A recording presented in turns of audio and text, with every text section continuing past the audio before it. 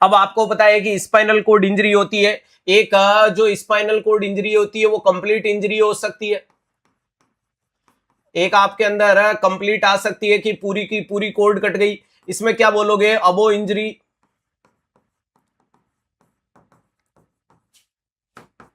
Whole function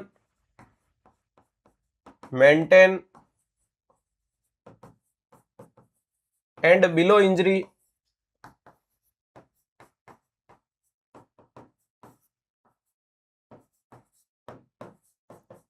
whole function loss.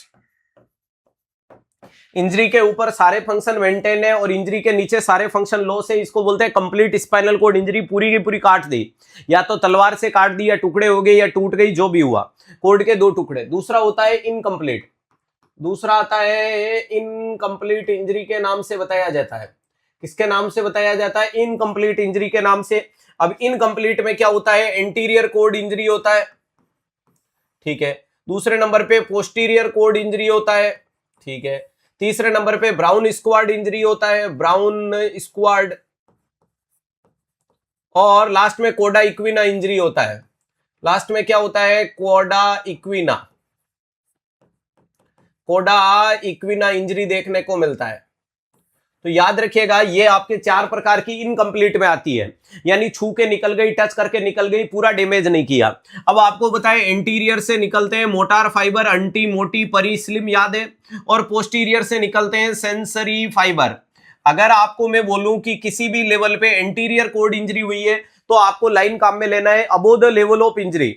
ध्यान रखिएगा, above the level of injury all function should be intact या maintained, below the level of injury motor function should be less and sensory intact. क्योंकि आप में anterior cord injury हुई है, तो anterior cord injury में सिर्फ बिलो इंजरी मोटार लॉस है, बाकी सब अवेलेबल है। पोस्टीरियर कोड इंजरी होगा तो प्यारे दोस्तों इसमें क्या बोलोगे? अबो इंजरी सब मेंटेन है, बिलो इंजरी सिर्फ सेंसेशन लॉस है, मोटार मौजूद है, मूवमेंट करा सकते हो, संदेह से नहीं आ रहे। ब्राउन स्क्वाड का मतलब हाफ, बराबर कोड का आधा टुकड़ा हो गया। ध्यान रखिएगा कि अगर ये मान लीजिएगा कि ऐसी कंडीशन है, तो इधर वाले पोर्शन में आधा डैमेज देखने को मिल गया। अरे इधर वाले पोर्शन में आधा डैमेज हो चुका है, जिसको ब्राउन स्क्वाड कहते हैं। ब्राउन स्क्वाड का मतलब अब आपकी यूनिलेटरल साइड क्या देखने को मिलती है? सेंसरी और मोटार दोनों लॉस। और कोडा इक्विना का मतलब आपको पता है कि ये फाइनल टर्मिनम के पास में ये कोडा इक्विना आता है। ध्यान रखिएगा, थ्रेड लाइक स्ट्रक्चर निकल जाती है, यानी एंड ऑफ द कोड पे डैमेज हुआ तो वहां से नीचे के सारे फंक्शन में चेंजेज आएगा। इसको बोलते हैं इनकम्प्लीट इंजरी के टाइप्स।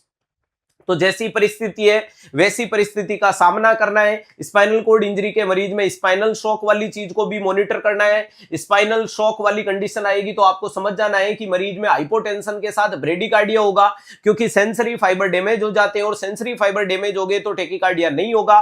तो एकमात्र टाइप ऑफ शॉक है जिसके अंदर मरीज में क्या हो रहा है? हाइपोटेंशन तो सब में होता ही है, हाइपोटेंशन तो सब में होता ही है, लेकिन हाइपोटेंशन के साथ में यहां क्या होगा? ब्रेडिकार्डिया। अरे यहां पर क्या होगा? ब्रेडिकार्डिया देखने को मिलेगा। अरे यहां क्या देखने को मिलता है? ब्रेडिकार्डिया वाली कंडीशन देखने को मिलती है। अब यहां बॉडी टेम्परेचर क्या होगा? तो आपका बेस्ट जवाब आना चाहिए नॉर्मल बॉडी टेम्परेचर। बेस्ट क्या आना चाहिए? तो नॉर्मल बॉडी टेम्परेचर देखने को मिलता है। अगर ये ऑप्शन में हो तो ये बेस्ट है, नहीं तो ऑप्शन में नहीं है तो आप क्या दे सकते हो? स्लाइट। ध्यान रखिएगा, स्लाइट वार्म। ध्यान रखिएगा, अगर वो ऑप्शन में नहीं है तो आपको स्लाइट वार्म देना है, बाकी आपको नॉर्मल बॉडी टेम्परेचर देना है। पोजीशन लोगो रोल टेक्निक का इसमें मेंटेन रखनी है। और इस कंडीशन में जैसे ही कोज को ठीक करोगे, कोज को ठीक करते ही ये शॉक भी ठीक हो जाएगा। इस कंडीशन को बोलते हैं न्यूरोलॉजिक या न्यूरोजेनिक शॉक।